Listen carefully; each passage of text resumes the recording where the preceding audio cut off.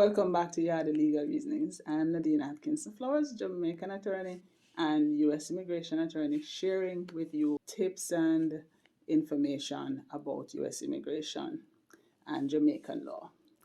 The forms that are submitted for U.S. immigration almost always have to be accompanied by fees. And those fees can sometimes cause problems because persons forget to submit the fees.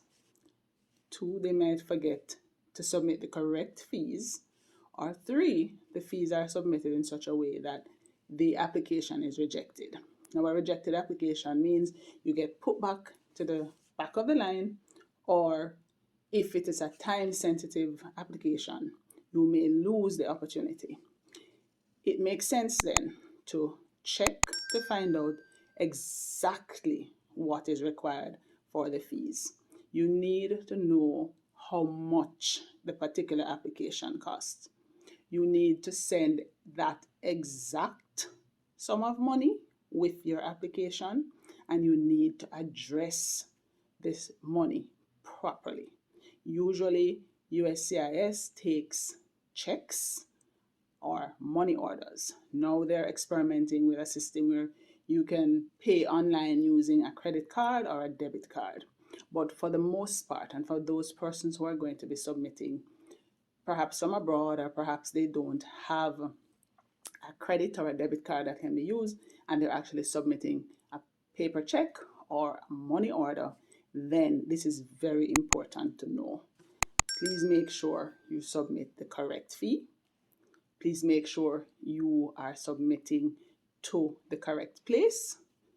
Please make sure, this is very important, that the correct address information is on that check, because if it's not, they're going to send it back. Also, it's a very good idea, and USCIS definitely recommends it, that you submit more than one check if you are asking for more than one service.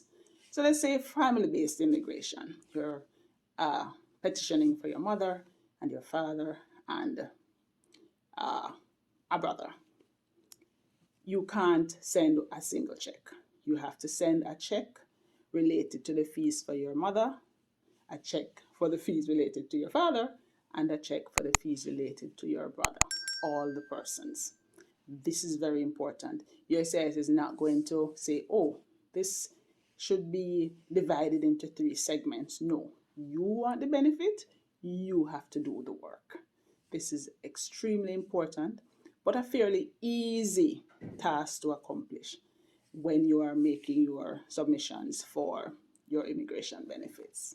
Remember, like, share, subscribe, and if you found this information useful, you can tell us. If there are other topics that you'd want to hear about, tell us that too.